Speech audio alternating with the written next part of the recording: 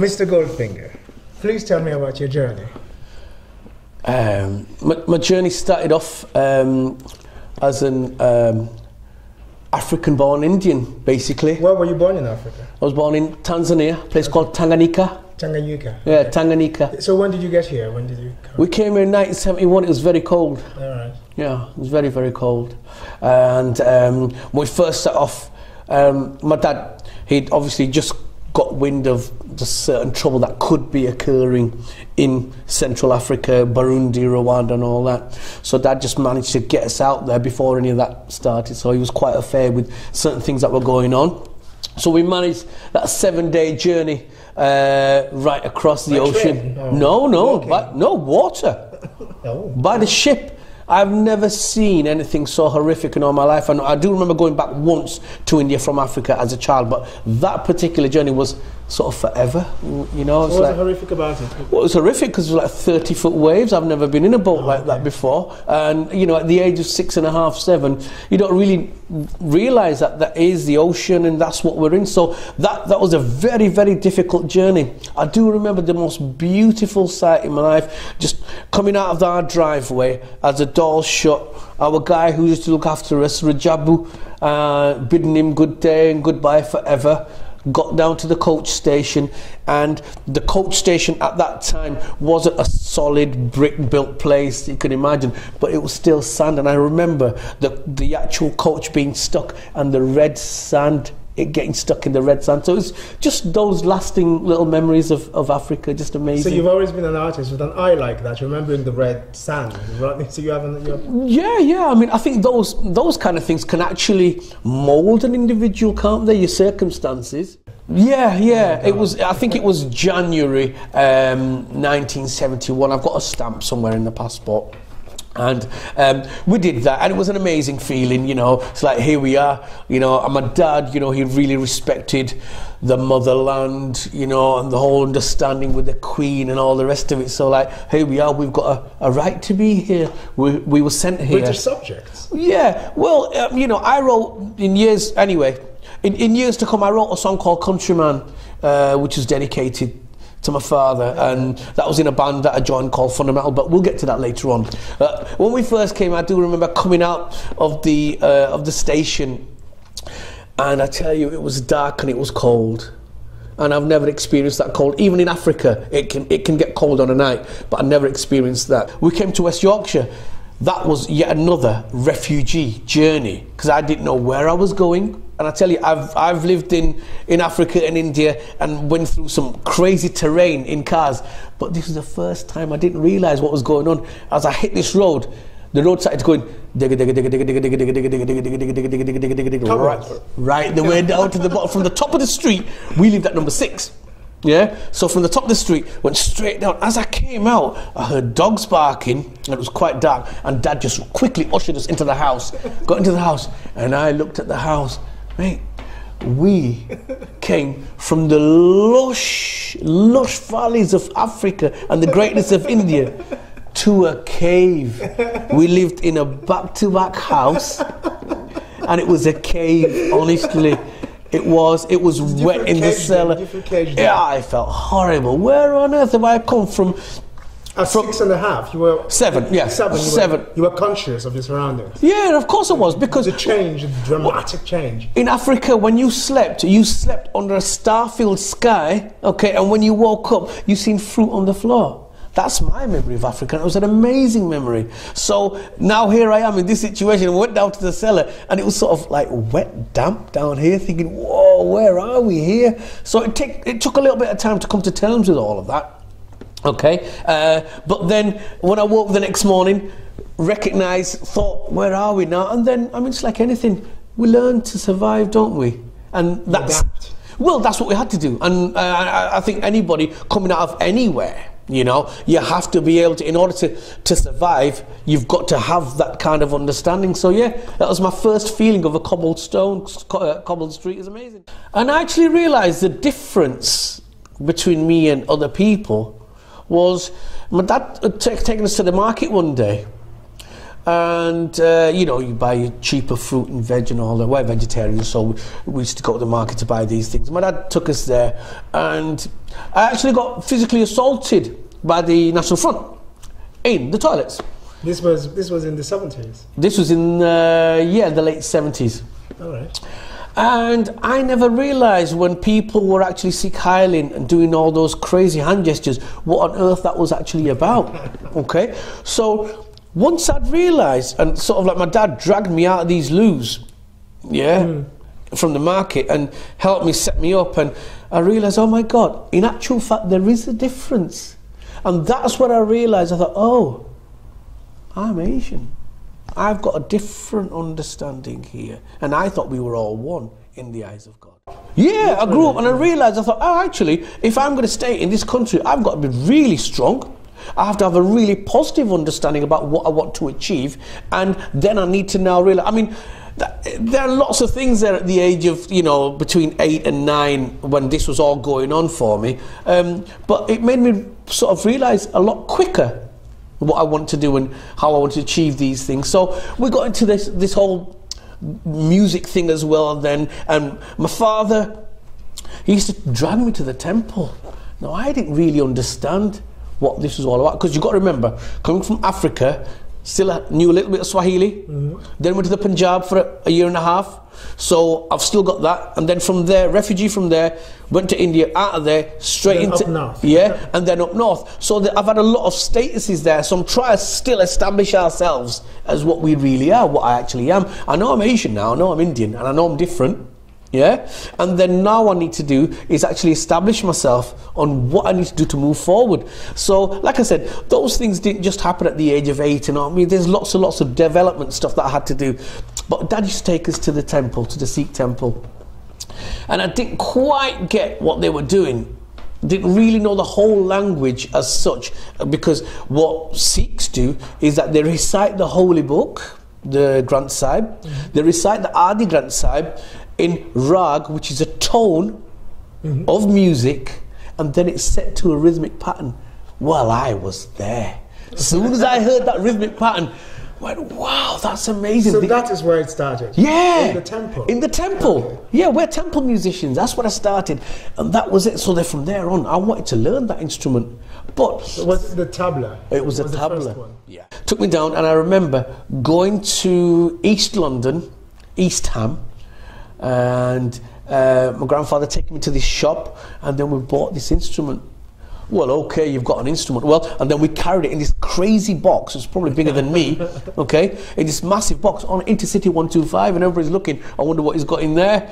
Now, there's a phrase, Guru Bina Gatini. So if you haven't got a guru, you can't learn these things. Okay, so I actually had to go and find people. There was a guy from Huddersfield who used to give me a couple of lessons. Bless him, Mr. Orgler, beautiful guy. Gone on to do some great things, he has. And there was a few like Mr. Mendra, a guy from Leeds.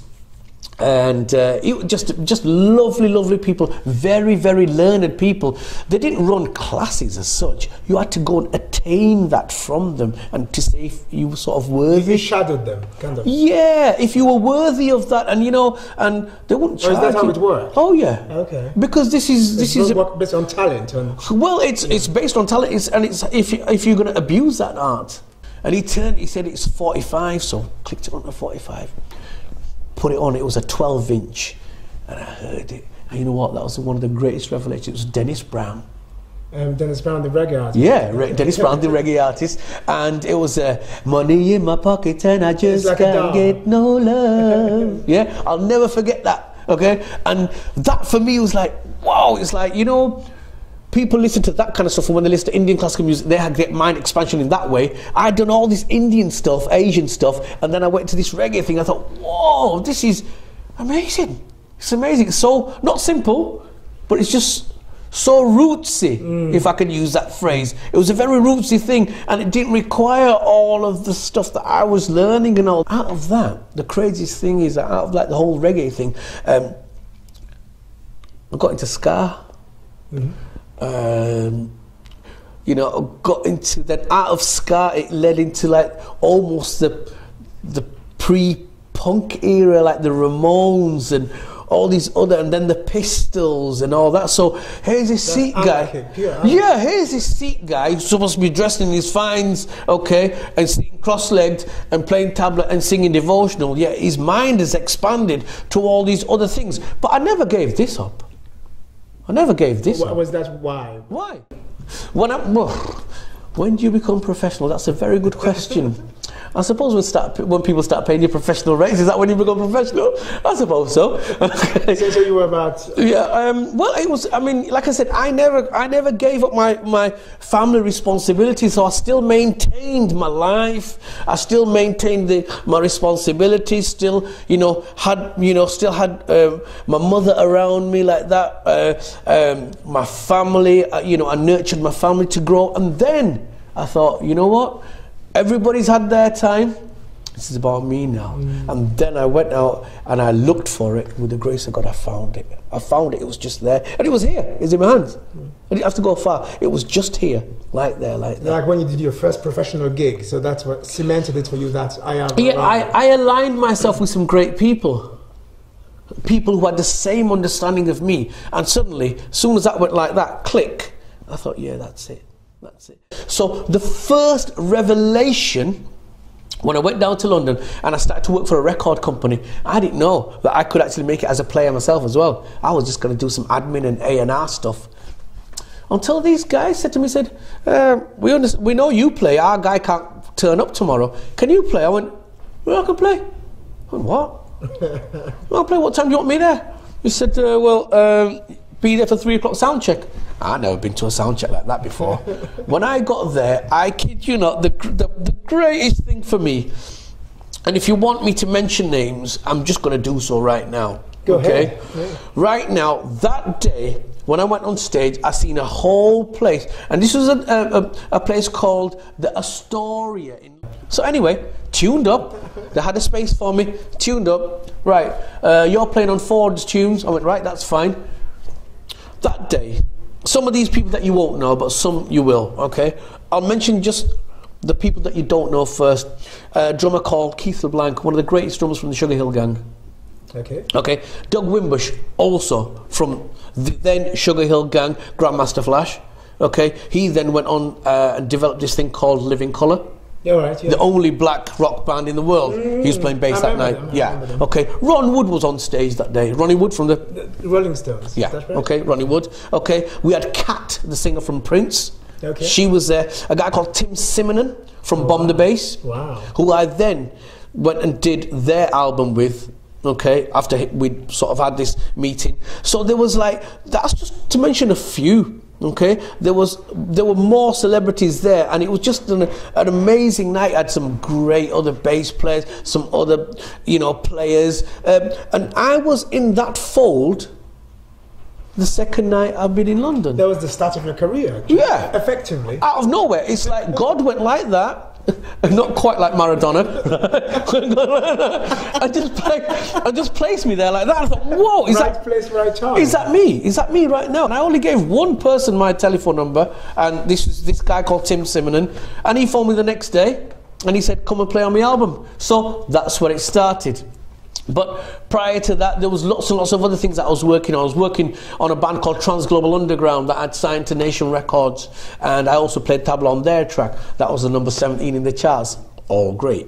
Okay, my first session cost me. They only paid me 50 quid for it. Okay, but it was number 17 in the charts. But then that's how things work. Well, you learn. Yeah, you learn. Okay, CV. So there's all this stuff that was bubbling up in London at that same time. So we were in a movement as such then. So this was what time was this? Was this 80s? Yeah, just coming out of the late 80s here. Okay. The band was called Fundamental. Okay. Yeah, and we were such a beautiful and amazing understanding. The shows that we'd done, I blagged so many great gigs, man. I had the gift of the gab. Okay, I was, when I was younger, I could just do it. I could blag it. I could say, right, come on, let's do this. And this is what I started to do. Started to generate with my friend Akinwaz and Badshah Lalaman and Khalid Malik. Badshah Lalaman is Amir Ali. Are all Bradfordians. And seeing these other bands, I'm thinking, wow, these guys are amazing. They're making their own thing. But our music was slightly different. It had a fusion of Asian, but it was quite hardcore rap. And then suddenly, this whole thing of fundamental became sort of almost aligned to, not Nation of Islam, but that kind of thing. Now, mate, I'm so not... what was the anger about? The anger was just about, it was actually based on frustration that we couldn't get on. Frustrated artists. Yeah, well, frustrated artists, society. but actually wanted to be recognised and wanted to be heard as one. But guess what? You've got to understand and use the right medium to get your message across. Instead of, because I actually realised as fundamental, our problem was that we were being equally as racist and as fascist as our other counterparts that we're blaming because of the way. Separate. Yeah, because of, not only separate, but because of the way, the ruthless way we were saying these things, the shock horror tactics, yeah, to scare people. Sometimes it's necessary. Yeah, well, yeah, but actually, I actually grew up out of that. Are you with me? Because you've got your thing and I've got mine. So I had to really wake up quickly and see what I'm doing here. Which interface am I going to be known as a musician? So I stepped out gracefully and I started on the actual London musician circuit. So that's where I kind of, people got my name was out and about. I played with the flautists. I'd done a load of great work, done a lot of jazz work. It was great because Indian classical lends itself to that. Okay, did an awful lot of stuff with choirs and just did my own experiment. Had a great chance of working with Benjamin Zephaniah, you know, one of the greatest poets ever. I used to solo, he used to come and do this, we used to do this interactive thing together. Just really, really positive thing, and it made me feel that I actually don't need to be in a band. I could do it. I could do it with just these two little drums. Just two, the most complex hand drums ever. So, but that wasn't all, because I had to now diversify to see other bits of percussion. How do I play conga? What's salsa? How does that work? Okay, well, I knew African rhythms. I could hear them. Yeah. I could hear African rhythms from way back. I could hear the tree trunks. Are you with me? I could hear that communication through all that time. I could hear Maasai. I could hear the Maasai warriors. I remember growing up, I heard them. All that, so I drew on my instincts and my understandings and my knowledge and the wisdom that my father and my gurus, my teachers had given me, and I thought, right, okay, here it is. This is where I'm moving on. This is where I need to move on. So then I started playing as a percussionist. I can guarantee you that there hasn't been many Sikhs that have been on top of the pops. No, I've not seen many. Right.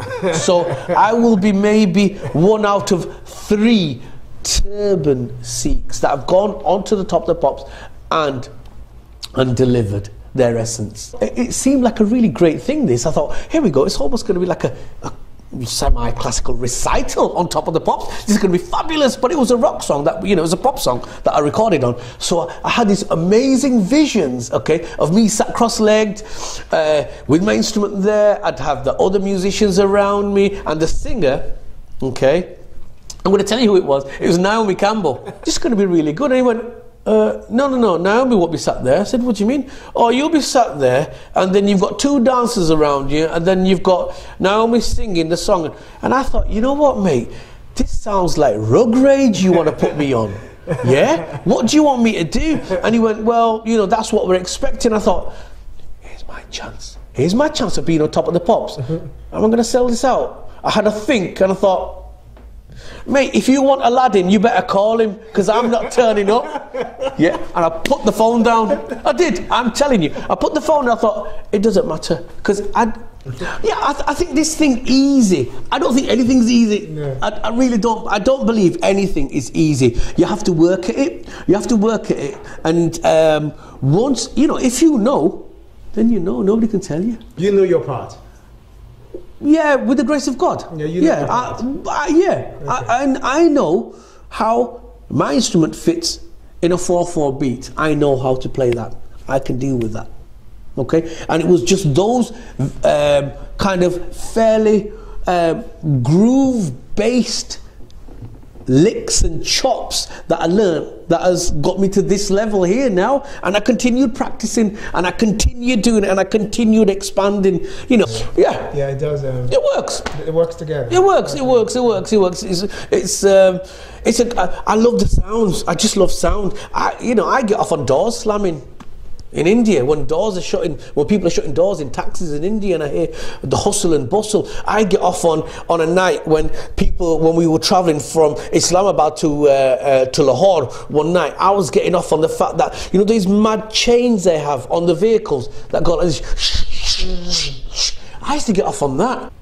I work with people who've got learning difficulties.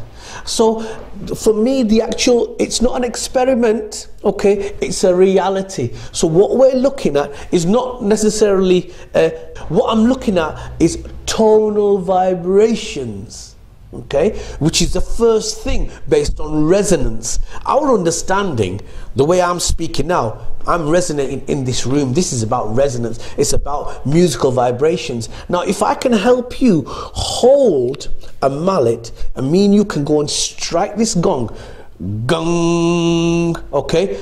You hear the gong, it might move a few hairs in the ear here, but if it can have an effect through your body, and it can help your ear there like that, I think that can move through your body that way. So that's how much experiment, not necessarily it being a tonal experiment. I believe that this is about giving within the body itself. And that for me is more so greater than having to say, you know, play music down underwater, or I don't know. I mean, some of the experiment work I've done, but I'm nothing. It's all been done before. Yeah. If I may just go back to one thing about this whole thing about when I said no to Top of the Pops and I refused, and that was, I got a phone call off this management company and said, it's the funniest thing you've ever heard, you play tablas and that. I went, whoa, who's this guy on the phone? Who's this guy on the phone? You play tablas and that. What's tablas and that? Right, a guy from Manchester, yeah, you play tablas and that. I went, yeah, I play tablas and that. You know? Went, have you heard of this singer, Stone Roses? Went, yeah, I've heard of this singer, Stone Roses. I know him anyway, because when we used to flick through the NME, I actually see his face all the time, but I never really got into the whole music as such, because I was too busy doing my own. So he said, yeah, well, he's gone solo, and he wants to... He's putting this album out, and he wants a percussionist. So I went, yeah, fine, I'll do that. Next day, seen the management, dealt with it, came home, in London 3 days later. Guess what? The following week we're on Top of the Pops, my man. With respect, with honour, with dignity. Are you with me? Yeah. I'm playing my instrument, playing it the way it should be done, with some great musicians on board. That made me feel great. So you were right the first time? Yes, I was. This is what I'm saying to you. Patience, have understanding, just let it breathe for a second. You know, in Yorkshire, we say that, don't we? Let it breathe, lad. And you've got to let it breathe, hold your own, just be yourself for a moment. Okay, what's going on? Let that chapter go. Within a month, I was back on Top of the Pops with dignity and a load of money. Thank you, Mr. Goldfinger. Thank you. Thank you, I appreciate that.